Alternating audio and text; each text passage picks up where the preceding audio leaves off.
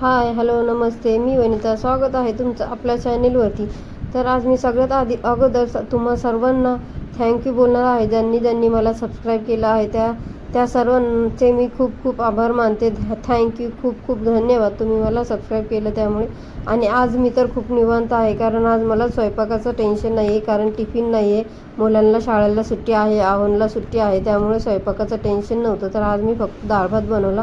आणि मुलांना तर सुट्टी होती, पण शाळेमध्ये आपलं पॅरेंट्स मीटिंग होती, तर आम्ही पॅरेंट्स मीटिंगला चाललेलो आहोत.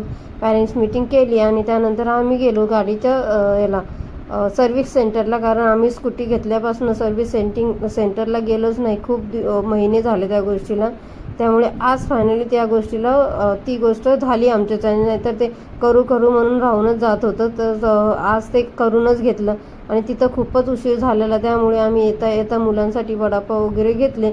आणि खूप गरमी ऊन लागत होतं, त्यामुळे आम्ही उसाचा रस प्यायला गेलो. तर तुम्ही पाहू शकता इथे एक लेडीज ताई आहे, ते हे उसाचा रस काढत आहेत.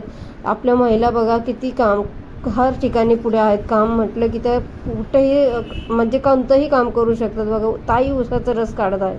चला भेटूया नवीन व्हिडिओमध्ये. Bye bye.